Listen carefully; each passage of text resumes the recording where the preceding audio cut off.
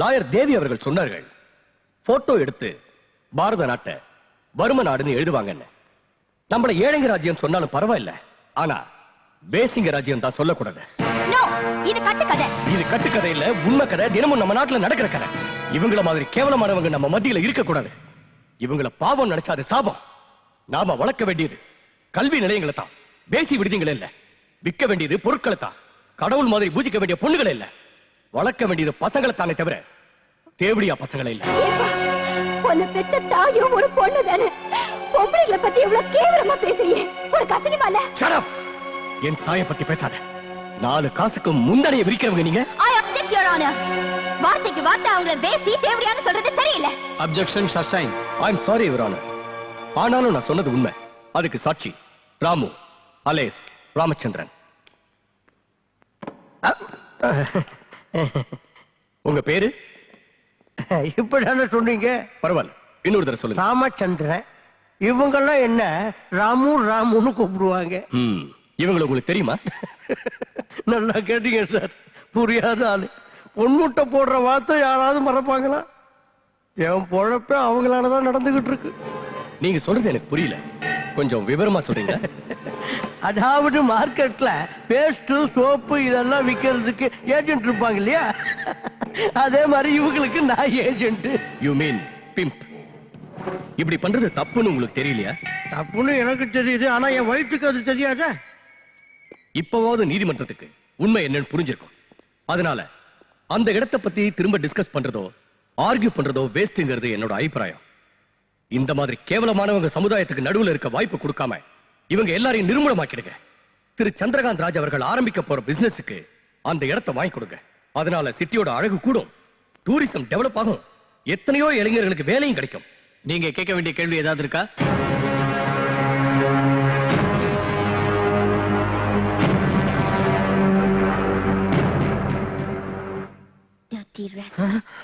சோறு தான் திங்கிறியா இல்ல வேற ஏதாவது திங்கிறியா? பெத்தவ மட்டும் தாய் இல்ல, பேசுற மொழி வசிக்கிற இடம் கூட தாய்க்கு சமம்னு வாங்க. தாய் குலத்தை தெய்வமா வணங்குற இந்த பாரத நாட்டுல பொண்ணுங்களை கூட்டி கொடுக்கறியா? அது தப்புன்னு தெரிஞ்சும் அதனாலதான் வாழ்க்கை நடத்துறேன்னு சொல்றியே. சரி, திடீர்னு கோர்ட்டுக்கு வந்து மாமா வேலை பண்றேன்னு ஒத்துக்கிறதுக்கு என்ன காரணம்னு நான் தெரிஞ்சுக்கலாமா? என் தங்கச்சி தான் காரணம். எது? ஓ தங்கச்சியா? என் தங்கச்சியை நல்லா படிக்க வைக்கணும்.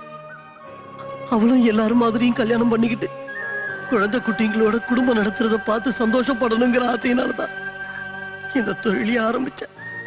அதே நேரம் இதே தொழிலை செஞ்சுக்கிட்டு இவங்க கூடவே பழகிக்கிட்டு இருந்தா எங்க அவளோட வாழ்க்கை பாழாயிடுமோங்கிற பயத்துலதான் பண்ண தப்புக்கு பிராயச்சித்தம் தேடிக்கணும்னு முடிவு பண்ணீங்க. Am I right? You're going to definitely pay for this.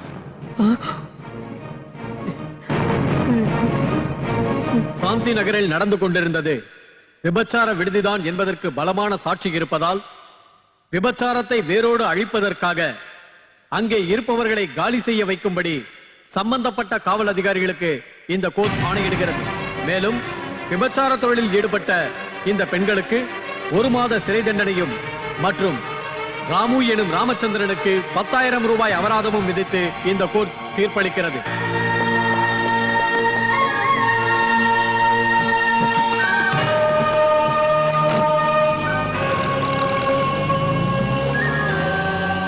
சட்டத்தை கடவுள்னு சொன்ன நீ சொன்னது கரெக்டுக்கா?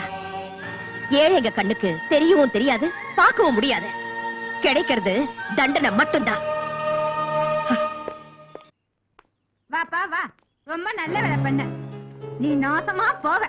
ஏயா நீ உருப்படுவியா? உன் குடும்பம் நீயும் நடுத்தர நிக்க. கோர்ட்ல வந்து கூட்டி குடுக்கறோம்னு சாட்சி சொன்னியே. உனக்கு ஒரு தங்கச்சி இருக்கா, அவளை வச்சு எவ்வளவு சம்பாதிச்சா?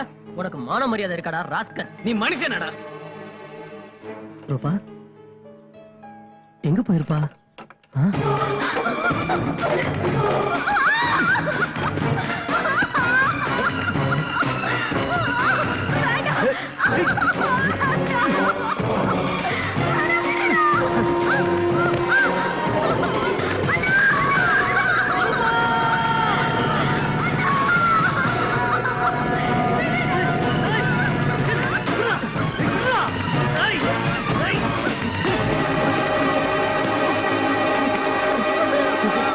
டாய் பொறுக்கி நாய்களா, உங்களுக்கு நான் உதவி செஞ்சதுக்கு நீங்க கொடுக்கிற பரிசு தானடா. ராஸ்கல், நீ ஒண்ணும் சும்மா உதவி பண்ணல. 5 லட்சம் ரூபாய் எண்ணி வாங்கல. அதுக்கு என் தங்கச்சி மேல கை வைப்பீங்களாடா? ஏன் வைக்க கூடாது? ஏன்டா வைக்க கூடாது? அன்னைக்கு நீ கோர்ட்ல என்ன சொன்ன சொல்லு. நாங்க இருக்கிறது ரெட் லைட் ஏரியா, அங்க இருக்கவங்க எல்லாம் விபச்சாரிங்க, அவங்களுக்கு நான் புரோக்கர்னு சொன்னேன். அப்படின்னா உன் தங்கச்சியா தானே, அதுக்கு தானே உனக்கு பணம் கொடுத்தது. புரியுதா?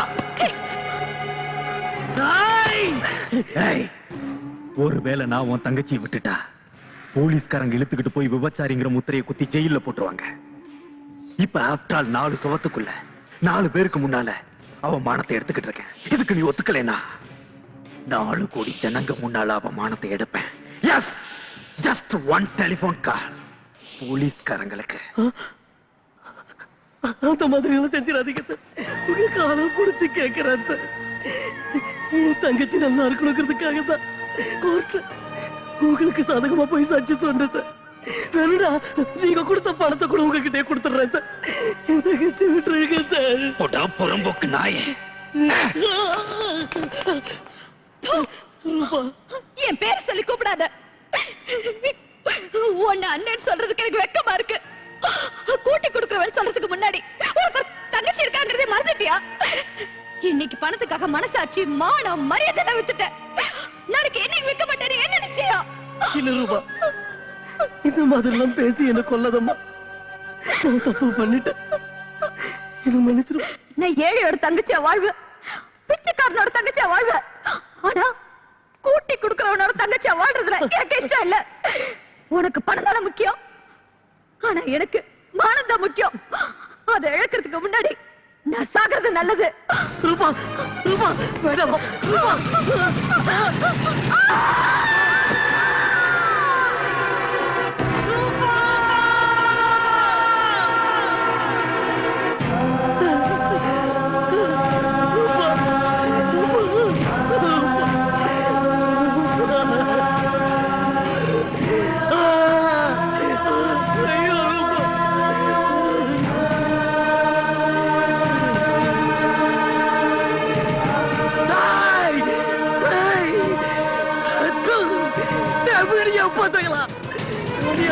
தங்கச்சி கொல்லிட்டீங்களா? நான் உங்களை சும்மா விட மாட்டேன்டா. நடுத்தருவுல நிர்வாணமா நிக்க வச்சு ஊர்ல உள்ளவங்க எல்லாம் ஒன்னா சேர்ந்து உங்க வெறிநாய் அடிக்கிற மாதிரி அடிக்க வைக்கல. என் பேர் ராமு இல்லடா. நான் உங்க ரத்தத்தை குடிக்கிறேன்டா. நான் தான்டா உங்களுக்கு ஏம, நான் தான்டா உங்களுக்கு ஏம.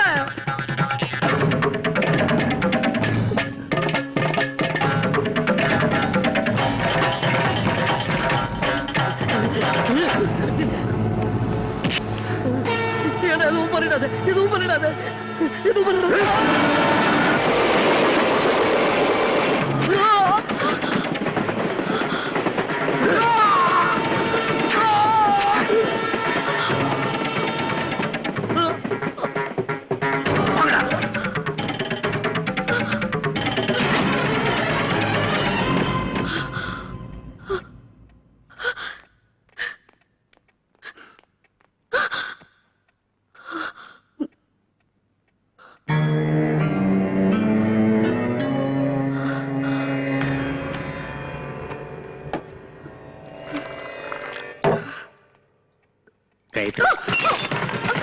கைத்ரி, என்னாச்சுமா?